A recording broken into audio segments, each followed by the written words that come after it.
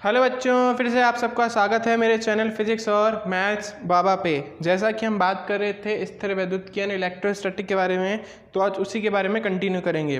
Last lecture में हमने जो पढ़ा था वो टॉपिक था कि कूलाम्स का जो लॉ है उसका हम अगर बहुत सारे चार्जेस है तो वहाँ पर कूलाम का नियम कैसे लगेगा, जिसको हम बोल रहे थे सुपरपोजिशन प्रिंसिपल। यानी कि भाई बहुत सारे चार्ज है तो वो सब मिल करके एक आवेश के ऊपर किस प्रकार से बल लगाएंगे, बहुत सारे चार्जेस मिल करके एक चार्ज के ऊपर कैसे फोर्स लगाएंगे। ठीक है, तो उसके बारे में मैंने आपको सब बता दिया था। उसके ऊपर एक न्यूमेरिकल भी कराया था, एक और न्यूमेरिकल इसके ऊपर हम देखने वाले हैं, क्योंकि उस दिन मैं ज़्यादा न्यूमेरिकल आपको नहीं बता पाया था क्योंकि वीडियो बहुत लंबा हो रहा था। आज हम एक न्यूमेरिकल और देखेंगे। वैसे तो इसके ऊपर बहुत सारे न्यूमेरिकल बनते हैं, उसके लिए मैंने आपको वर्कशीट प्रोवाइड करवा दूंगा। आप अपनी बुक्स में से क्वेश्चंस करें, नहीं आते तो आप व्हाट्सएप ग्रुप पे या टेलीग्राम ग्रुप पे मुझसे पूछ सकते हैं। बट उससे पहले आपसे और मुझसे भी बढ़कर ज़रूरी है इस वीडियो को ज़्यादा से ज़्यादा शेयर करना, क्योंकि मेरा एक ही मोटिव है, शिक्षा सबके लिए, पढ़ेगा इंडिया तो बढ़ेगा इंडिया। चलिए स्टार्ट करते हैं। तो ये जो आज का टॉपिक है इलेक्ट्रिक फील्ड और इलेक्ट्रिक फील्ड की इंटेंसिटी यानी विद्युत क्षेत्र और विद्युत क्षेत्र की तीव्रता, इसके बारे में डिस्कशन करने से पहले लास्ट जो हमने पढ़ा था सुपरपोजिशन प्रिंसिपल यानी अध्यारोपण का सिद्धांत बलों के लिए, फोर्सेस के लिए, उसके ऊपर एक न्यूमेरिकल देखते हैं। न्यूमेरिकल आपको यहाँ पे नहीं दिखेगा, नीचे मैं आपको सिर्फ बता देता हूँ क्या है।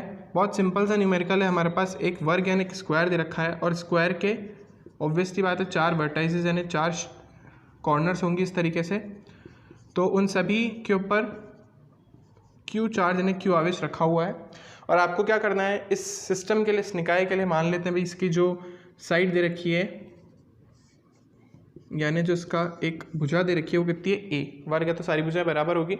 तो आपको किसी भी एक आवेश पर लगने वाले बल की गणना करनी है। अब आप देख सकते हैं अब सब आवेश के आवेश समान है, तो आप किसी पर एक पर इसकी बल की गणना कर लीजिए, तो वो उतना ही इस पर भी लगेगा, उतना ही इस पर भी लगेगा और उस पर भी लगेगा।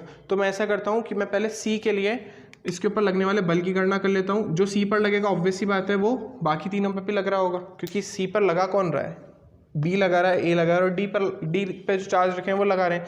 इस तरीके से हम बी के बारे में बात करूंगा तो क्यू लगा रहे हैं, डी लगा रहे हैं और ए लगा रहे हैं। ऐसे ए के बारे में बात करूंगा तो तीनों मिलकर लगाएंगे, और डी के बारे में बात करूंगा तो ये तीनों मिलकर लगाएंगे। सबसे पहले बात करते हैं इसके ऊपर चार आवेश बल लगाने वाला कौन कौन है। तो बल लगा रहे हैं इसके ऊपर क्यू, ए और डी। तो सबसे पहले तो अपन को इसकी डायरेक्शन देखनी पड़ेगी, क्योंकि ये पॉजिटिव चार्ज है तो इसकी वजह से, और ये भी पॉजिटिव चार्ज है, धनावेश है, तो इसकी वजह से जो बल है वो कुछ इस दिशा में होगा। इसी की जो लाइन है इसी के अलॉन्ग इस डायरेक्शन में, तो ये हमारे पास फोर्स होगा किसकी वजह से, बी की वजह से। तो इसको अपन नाम दे देते हैं एफ बी वेक्टर। ऐसे इसकी वजह से फोर्स लगेगा, उसकी डायरेक्शन यहाँ पे होगी, यहाँ पे एफ डी वेक्टर, क्योंकि एक दूसरे को प्रतिकर्षित करेंगे। जैसे अगर सी को इसके ऊपर लगाना होता तो वो इस तरीके से लगाता, सी को इस पर लगाना होता तो वो इस तरीके से लगाता। अब इसी तरीके से इन दोनों के ऊपर जो बल लगेगा वो इन दोनों की को मिलाने वाली रेखा के अनुदिश लगेगा। तो इन दोनों को मिलाने वाली रेखा ये है, इसके ऊपर ये कैसे बल लगाएगा, इधर, और ये इसके ऊपर बल कैसे लगाएगा, इधर। क्योंकि हमें सिर्फ किससे मतलब है, इसके ऊपर लगने वाले कुल बलों से, तो बाकी बलों की हम बात नहीं करेंगे। इस बल को हम नाम दे देते हैं एफ ए। तो बेसिकली आपको क्या करना है, इन बलों का परिणामी निकालना है। 3 बल हो गए हमारे पास, एफ डी, एफ ए और एफ बी। तो यहाँ से आप बलों का परिणामी निकालना भी सीख जाएंगे। ठीक है, अब आपके पास 2 ऑप्शन है। उससे पहले अपन एंगल के बारे में बात करते हैं। तो ये एंगल कितना है, ये एंगल है 90 डिग्री यानी 90 डिग्री। तो ये एंगल कितना हो जाएगा, ये पूरा एंगल भी कितना हो जाएगा, 90 डिग्री का। आधे की बात करूँ तो ये 45 और ये भी 45। जैसे मैंने आपको बोला 2 तरीके हैं इस क्वेश्चन को करने के, या तो इसका एक घटक, इसके 2 घटक कर दीजिए। अब जब आप इस आवेश के 2 घटक करेंगे, ढंग से देखिए, इस आवेश के जब मैं 2 घटक करूंगा तो 2 घटक कैसे दिखेंगे, एक तो इस दिशा में होगा और एक इसके लंबवत यानी कुछ इस तरीके से होगा, यानी एफ डी साइन थीटा और ये वाला एफ डी कॉस थीटा। ऐसे जब इसके घटक करूंगा, एक इस दिशा में आएगा एफ डी कॉस थीटा और एक एफ डी साइन थीटा। तो उसको 2 भागों में अपने तोड़ दिया। ऐसे जब इस वाले को तोड़ूंगा तो यहाँ पे क्या आ जाएगा, एफ बी कॉस थीटा, और यहाँ पे इसको तोड़ूंगा तो कितना हो जाएगा, एफ बी साइन थीटा। अब यहाँ पे क्यों हुआ, क्योंकि दोनों एक दूसरे के लंबवत होनी चाहिए। ये वाली रेखा और ये वाली रेखा इसके लंबवत होनी चाहिए ना, मैंने कल आपको जो बताया था उसके अकॉर्डिंग कुछ इस तरीके का, यही तो है। इसको जैसे अगर आप एफ डी बोलते तो एक हो जाता एफ डी कॉस थीटा और ये हो जाता हमारे पास एफ डी साइन थीटा। इसी अकॉर्डिंग अपन ने इसको भी ब्रेक कर लिया, तोड़ लिया। अब एक तरीका तो ये है, ठीक है। दूसरे तरीके में आप चाहें तो पहले इन दोनों का परिणाम ही निकाल सकते हैं, एफ डी और एफ बी का, जो कि किसकी दिशा में आएगा, ऑब्वियस सी बात है एफ ए की दिशा में आएगा, और उस परिणामी और एफ ए को आप सीधा सीधा जोड़ सकते हैं। तो दो मेथड यहाँ पे आपको मैं बता रहा हूँ। फर्स्ट मेथड तो आपको समझ आ गया होगा। तो सबसे पहले अपन एफ डी, एफ ए और एफ बी इनकी वैल्यूज़ निकाल लेते हैं कि इनके बल का मान कितना होगा। फॉर्मूला क्या था, के Q1 Q2 अपन आर स्क्वायर। तो एफ डी के बारे में बात कर रहे हैं। एफ डी हमारे पास ये रहा, इन दोनों के बल के आवेश क्या है, Q इंटू क्यू ही है, और इन दोनों के मध्य की दूरी क्या है, ए स्क्वायर। तो इसका तो सीधा सीधा फॉर्मूला आ गया के Q square upon A square. F B के ऊपर भी बात कर लेते हैं, इसके ऊपर भी सेम ही आएगा। क्यों, क्योंकि दोनों के मध्य की दूरी कितनी है, ए स्क्वायर ही है, और आवेश दोनों पर ए ही है। अब बात इसकी है, क्योंकि इन दोनों के मध्य की दूरी कुछ अलग है। तो ये ट्राइंगल आपको दिख रहा होगा, राइट एंगल ट्राइंगल, एक समकोण त्रिभुज। समकोण त्रिभुज में अगर उसका आधार और उसका लंब जो बराबर होते हैं, तो उसका जो कर्ण होता है हमेशा क्या होता है, a√2। ठीक है, नहीं आता तो लंब और आधार स्क्वायर ने परपेंडिकुलर बेस स्क्वायर के स्क्वायर का ऐड करके देख लेना, यानी वही पाइथागोरस थ्योरम। तो ये हमारे पास जो वैल्यू आएगी वो कितनी आ जाएगी, a√2, यानी इन दोनों के मध्य की दूरी कितनी है, a√2। तो जब मैं एफ ए फोर्स निकालूंगा, मैं थोड़ा नीचे लिख देता हूँ ताकि क्लियर दिखे, तो हो जाएगा हमारे पास के क्यू स्क्वायर अपॉन a√2 का होल स्क्वायर, यानी के क्यू स्क्वायर और 2a स्क्वायर। इतनी चीज़ तो आपको समझ आ रही है कि एफ डी और एफ बी दोनों आपस में बराबर है। जब एफ डी और एफ बी आपस में बराबर है तो उनके क्या, ये लंबवत घटक भी आपस में बराबर नहीं होंगे क्या, ऑब्वियसली होंगे। तो ये वाला घटक और ये वाला घटक एक दूसरे को कैंसिल कर देंगे। क्यों, क्योंकि बराबर है और विपरीत दिशा में। ठीक है, और थीटा आपको पता ही यहाँ पे 45 डिग्री आएगा। तो एफ डी 45 और एफ बी 45 दोनों समान ही होंगे। तो हमको कुल मिला के पता पड़ गया कि इन तीनों को अपन को जोड़ना पड़ेगा। तो एफ सी, यानी सी पर लगने वाला जो कुल बल है वो किसके बराबर हो जाएगा, F A plus F D cos theta plus F B cos theta.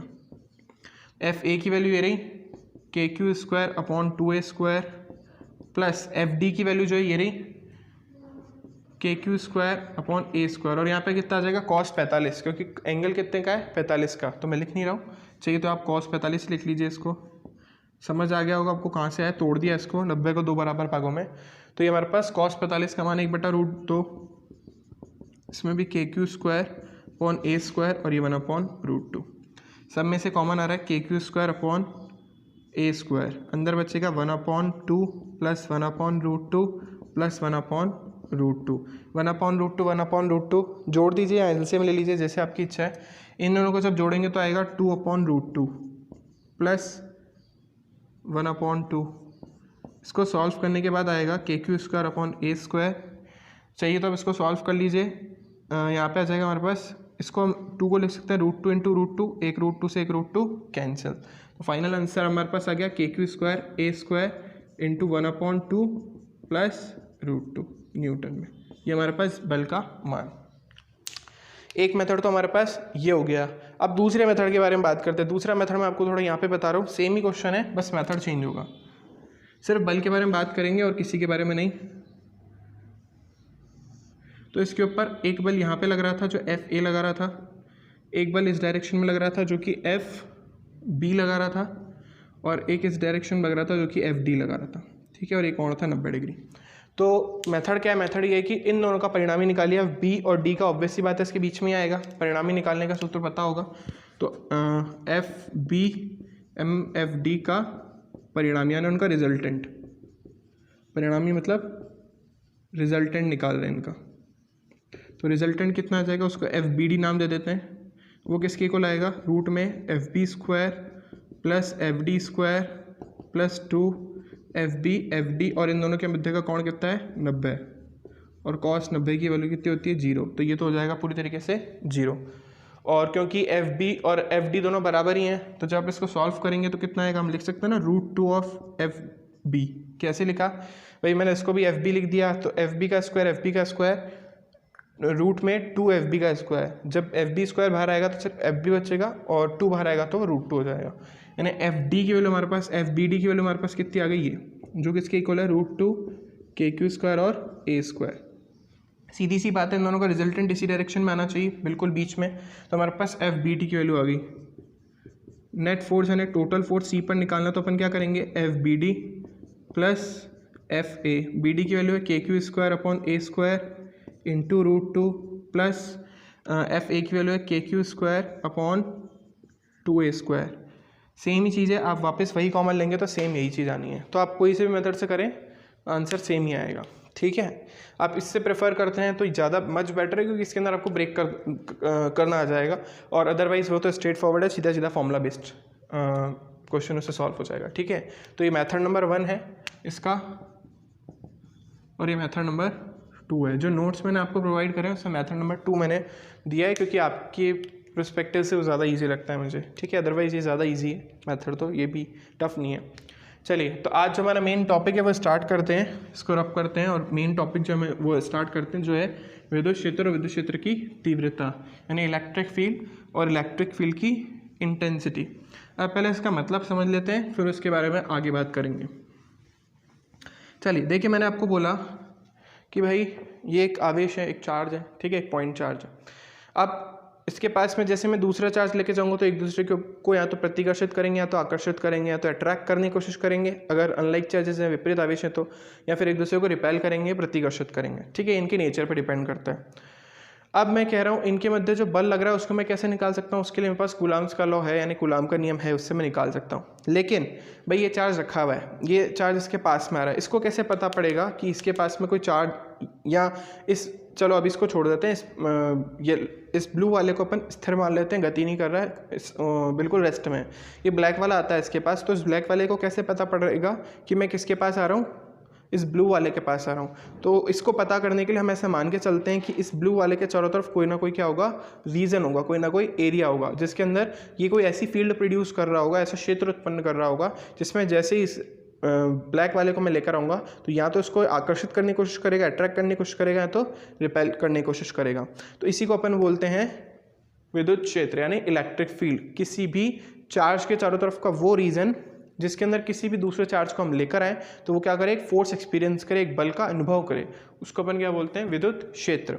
अब विद्युत क्षेत्र का कॉन्सेप्ट लाने की जरूरत क्यों थी? जैसे मैंने अभी आपको समझाया कि अगर मेरे पास कोई दो आवेश हैं, कोई दो चार्ज हैं, तो उनके बीच में फोर्स निकालने के लिए मेरे पास एक फॉर्मूला है, कूलाम्स का नियम, कूलाम का लॉ।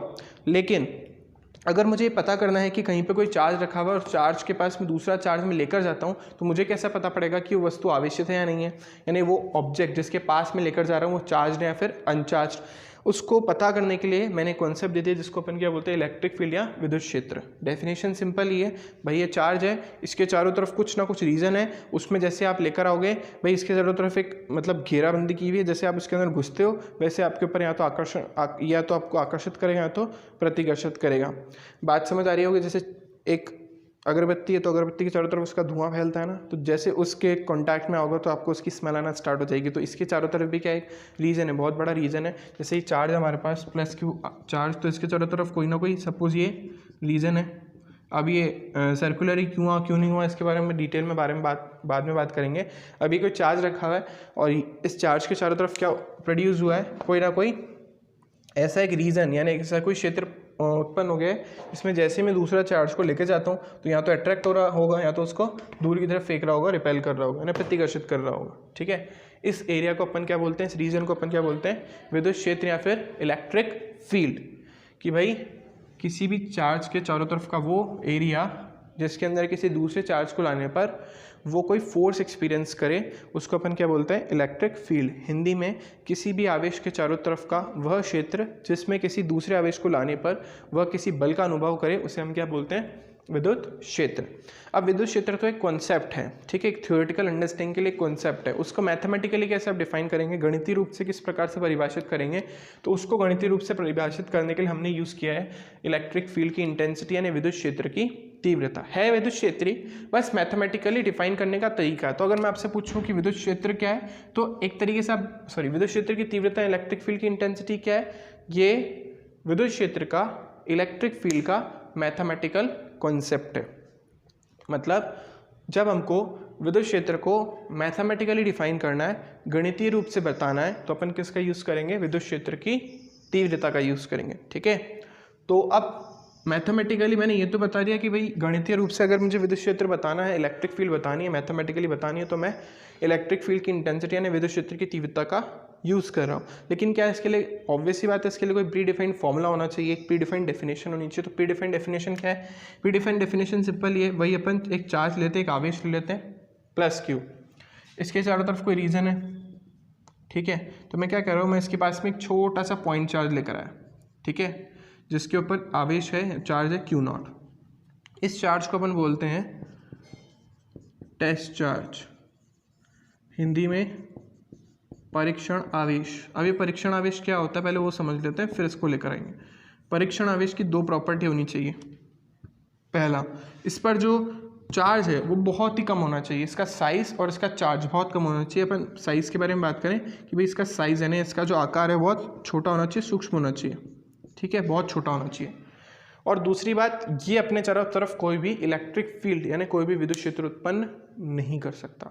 मतलब ये दूसरे आवेशों को अपनी तरफ नहीं खींच सकता, सिर्फ दूसरे आवेश इसको अपनी तरफ खींच सकते हैं। मतलब ये वाला जो आवेश इसको आकर्षित करेगा या अट्रैक्ट करेगा या रिपेल करेगा, प्रतिकर्षित करेगा, लेकिन इसकी प्रेजेंस से इसके ऊपर कोई इफेक्ट नहीं पड़ेगा। तो दो प्रॉपर्टी हो गई, पहला साइज या आकार बहुत छोटा होना चाहिए और इसके ऊपर जो चार्ज है उसका मैग्नीट्यूड बहुत कम होना चाहिए, और दूसरा इसकी वजह से कोई भी इलेक्ट्रिक फील्ड डेवलप नहीं होनी चाहिए, कोई विद्युत क्षेत्र उत्पन्न नहीं होना चाहिए। अगर कोई भी आवेश इस प्रॉपर्टी को सेटिस्फाई करता है तो उसको अपन बोलेंगे टेस्ट चार्ज। तो हम एक टेस्ट चार्ज को या परीक्षण आवेश को जब किसके पास में लेकर आते हैं, किसी आवेश के पास में लेकर आते हैं, तो एक बल अनुभव करेगा। तो इसके एकांक आवेश पर या एकांक चार्ज पे जो फोर्स लगेगा उसको अपन क्या बोलते हैं, विद्युत क्षेत्र की तीव्रता, ठीक है। वापस बता देता हूँ, विद्युत क्षेत्र की तीव्रता जिसको अपन बोलते हैं इलेक्ट्रिक फील्ड इंटेंसिटी, शॉर्ट में EF ही लिखेंगे इलेक्ट्रिक फील्ड को, और यहाँ पे विद्युत क्षेत्र की तीव्रता, इसको अपन डिनोट करें E वेक्टर से। एक वेक्टर क्वांटिटी है ये, इसकी डायरेक्शन होगी जिससे फोर्स की होती है। तो मैं क्या बोल रहा हूँ, इस यूनिट चार्ज पे लगने वाला फोर्स, यूनिट चार्ज पे लगने वाला फोर्स, एकांक परीक्षण आवेश पर लगने वाला बल, इसको अपन कैसे लिखेंगे? मैं जब बोल रहा हूँ ना एकांक या यूनिट, तो ये जो चार्ज है किस में आ जाएगा, डिवाइड में। तो एकांक परीक्षण आवेश पर लगने वाला बल, यूनिट टेस्ट चार्ज पर लगने वाला फोर्स, उसको अपन क्या बोलते हैं, इलेक्ट्रिक फील्ड की इंटेंसिटी, विद्युत क्षेत्र की तीव्रता। तो यहाँ से ही बात समझ आ रही है कि एक वेक्टर क्वांटिटी क्यों है, क्योंकि इसकी कोई ना कोई डायरेक्शन होगी ना। जैसे फोर्स की डायरेक्शन थी, या तो अट्रैक्ट करेगा या तो रिपेल करेगा, प्रतिकर्षित करेगा या तो आकर्षित करेगा, वैसे इसकी भी कोई ना कोई डायरेक्शन होगी। कैसे होगी, क्या होगी, सबके बारे में बात करेंगे। तो ये इसका फॉर्मूला है।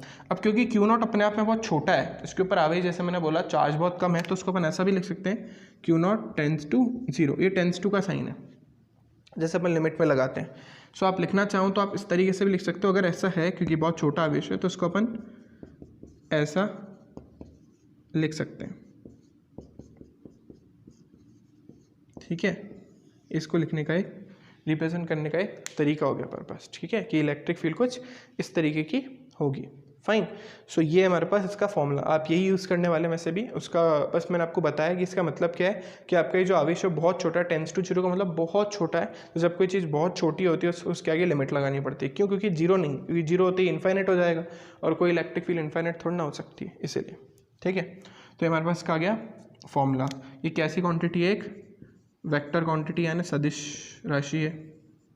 अगर इसके अपन उसके यूनिट के बारे में बात करें, यानी मात्रक के बारे में बात करें, तो मात्रक इसका सिंपल ही, फोर्स का होता है न्यूटन और चार्ज का होता है कूलाम। तो इसका एक यूनिट निकल के आ गया न्यूटन अपॉन मीटर। एक और इसका यूनिट अपन निकाल सकते हैं, वो होता है वोल्ट अपॉन मीटर। ये कैसे आया? उसके लिए आपको वोल्ट का फॉर्मूला याद होना चाहिए, W/Q, जो शायद आपने लास्ट क्लास में पढ़ा होगा। तो आपको यहाँ पे दिख रहा है, इसको Q भी लिखेंगे तो भी चलेगा। तो इसके अंदर हमारे पास था जूल पर कूलाम।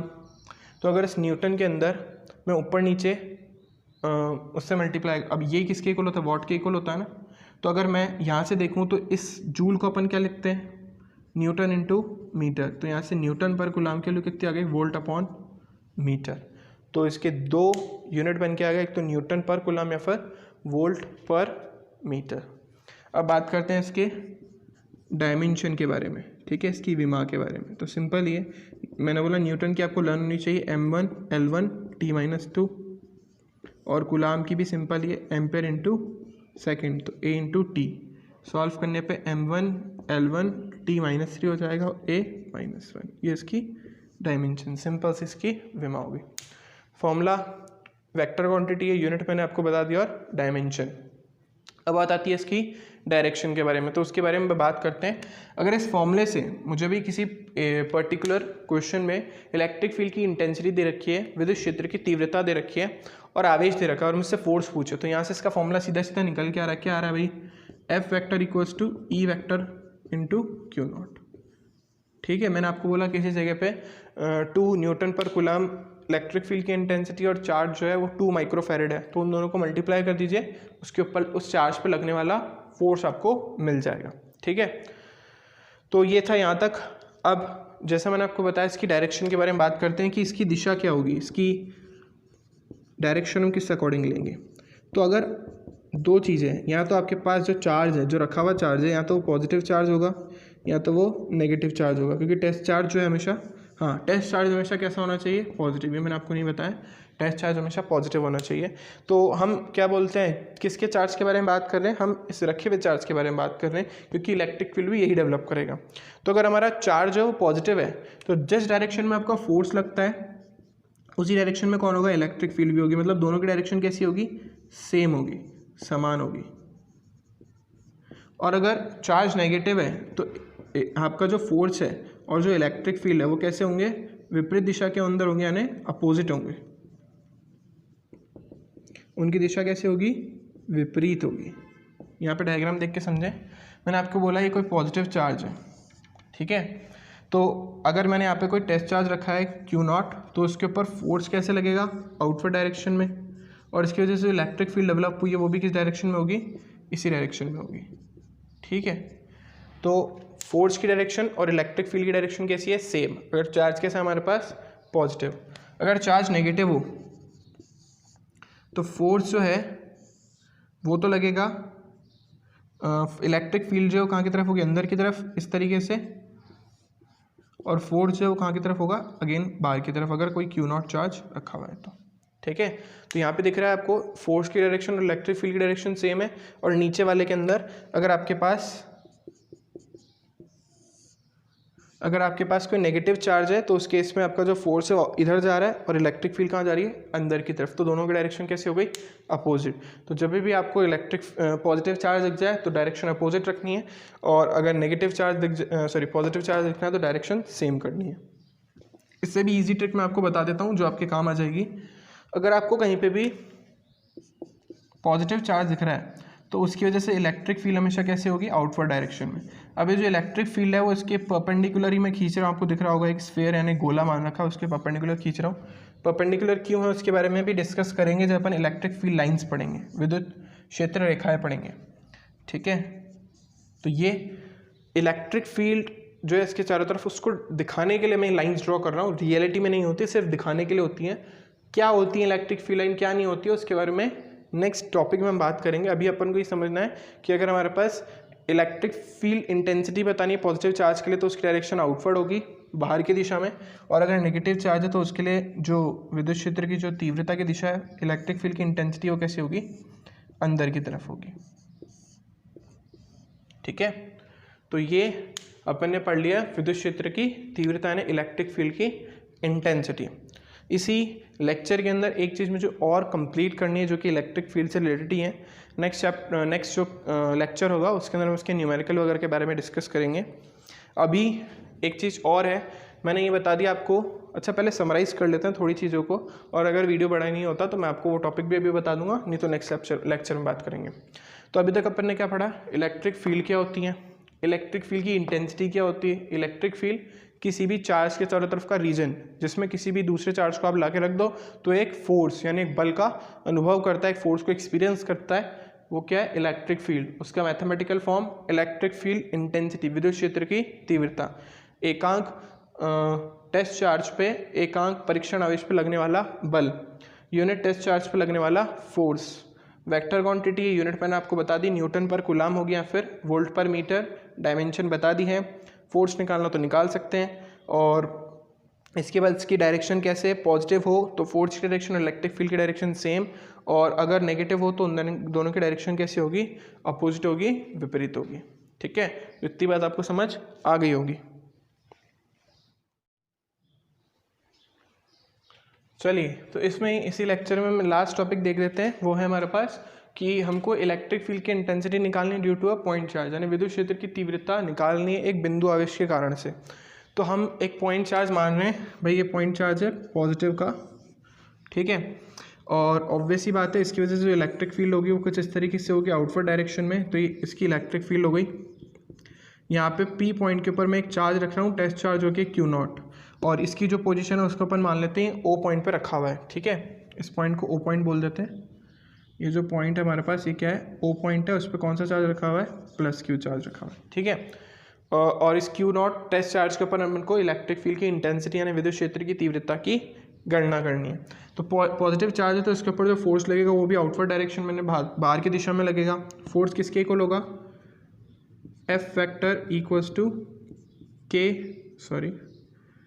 E वेक्टर डॉट या E वेक्टर Q0, ठीक है। सीधा सीधा जो अभी अपन ने फॉर्मूला पढ़ा, F vector equals to E vector Q0, तो ये इसके ऊपर लगने वाला फोर्स होगा, बल होगा। तो सबसे पहले अगर मैं बल के बारे में आपसे पूछूं, अच्छा इन दोनों के बीच का जो डिस्टेंस है उसको मैं बता देता हूँ, वो R दे रखा है। तो इसके अलोंग जो वेक्टर अपन ने लिया है वो भी क्या होगा, R वेक्टर। इसकी डायरेक्शन कहाँ से कहाँ की तरफ होगी, O से P की तरफ। क्यों होगी O से P की तरफ, क्योंकि फोर्स की डायरेक्शन में अपन जो जो हमारा वेक्टर होता है वो लेते हैं, और इसी के अलोंग जो यूनिट वेक्टर होता है वो भी लेते हैं, जो अपन ने बेसिक फॉर्मूला पढ़ा था।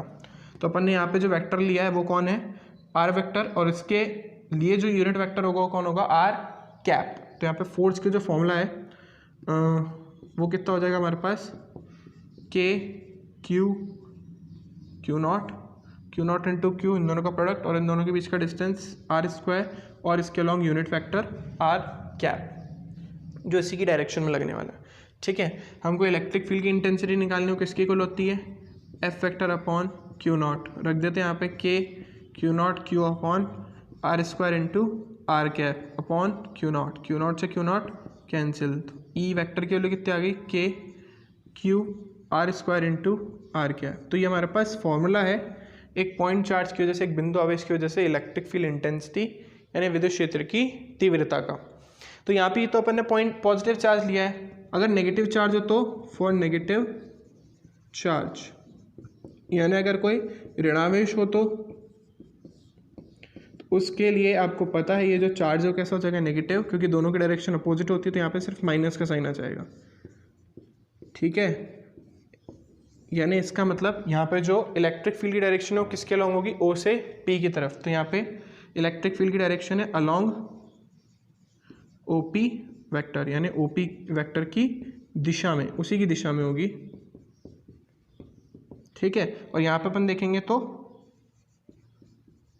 अपोजिट टू OP वेक्टर, यहाँ आप बोल सकते हैं P से O की तरफ, P से O की तरफ। अगर नेगेटिव चार्ज होता है यहाँ पे कोई, तो उस केस में आपका जो इलेक्ट्रिक फील्ड होती, यानी फोर्स तो आपको इधर लग रहा होता है, लेकिन इलेक्ट्रिक फील्ड कुछ इस डायरेक्शन में जा रही होती, अगर ये नेगेटिव चार्ज अगर अपन ले लेते तो, ठीक है। तो या तो आप बोल सकते हो अपोजिट टू OP, यानी OP की विपरीत दिशा में, यहाँ पे आप बोल सकते हो P से O की तरफ, ठीक है। तो अपन ने बेसिक सा फॉर्मूला निकाल लिया। अगर मैग्नीट्यूड चाहिए तो सिर्फ KQ अपॉन R²। तो दो फॉर्मूले अभी तक अपन ने पढ़ लिए, KQ1 Q2 अपॉन R² और एक KQ अपॉन R²। अब मैं क्या कह रहा हूँ, मैं कह रहा हूँ ये आ रहा है इन्वर्स रिलेशन आ रहा है किसके साथ, R² के साथ। तो अगर मैं E के बीच में और R के बीच में एक ग्राफ यानी कर्व ड्रॉ करूँगा तो कैसा आएगा, इस तरीके का आएगा। इस स्पेशल कर्व का नाम क्या होता है, रेक्टेंगुलर हाइपरबोला। जो मैथ्स के उनको पता होगा ये हाइपरबोला क्या होता है, इसको हिंदी बोलते हैं आयताकार अतिपरवलय, ठीक है। जब रिलेशन कभी भी इन्वर्स होता है तो हमेशा ग्राफ कैसा आता है, ऐसा आता है, ठीक है। ये एक्सपोनेंशियली डिक्रीज हो रहा है जैसे जैसे आप इससे दूरी को बढ़ा, इसका मतलब क्या है, इसका मतलब है जैसे जैसे आप इस आवेश को दूर लेकर जाते जाएंगे वैसे वैसे जो इलेक्ट्रिक फील्ड की इंटेंसिटी यानी विद्युत क्षेत्र की जो तीव्रता है वो क्या होती जाएगी, कम होती जाएगी। जितने पास है उतनी ज़्यादा, जैसे जैसे जैसे देखिए जितना पास में उतना ज़्यादा है, और जैसे जैसे मैं दूर जाता जा रहा हूँ इलेक्ट्रिक फील्ड क्या होती जा रही है हमारे पास, कम होती जा रही है। तो ये है इस ग्राफ का मतलब। अब अगर मैं बोलूँ क्यों ऐसा ग्राफ क्यों बना, क्योंकि हम बोल रहे हैं ना हमारा जो ई है वो किसके इन्वर्सली प्रोपोर्शनल है, 1/r² के। और अगर मैं आपको ग्राफ बनाने के लिए बोल दूं ई के बीच में और 1/r² के बीच में, तो अभी रिलेशन कैसा डायरेक्ट, भाई यहाँ पे तो रिलेशन इन्वर्स था। अभी मैं इसको एक क्वांटिटी मान लो, इस पूरे को एक क्वांटिटी मान लो, मैं कह रहा हूँ इसको ए, तो E is direct proportional to A है ना, तो ग्राफ कैसा बनना चाहिए, स्ट्रेट, ठीक है। तो ये ई और 1/r² के बीच में स्ट्रेट लाइन आ गई, और ई और आर के बीच में एक रेक्टेंगुलर हाइपरबोला यानी आयताकार अतिपरवल है। अब ये तो कब का केस था, जब इसको अपन ने किस में रख रखा, निर्वात में यानी वैक्यूम में। अगर आप किसी मीडियम में रखते हैं, उसका यहाँ पे देख लेते हैं, फॉर एनी मीडियम, किसी माध्यम के लिए,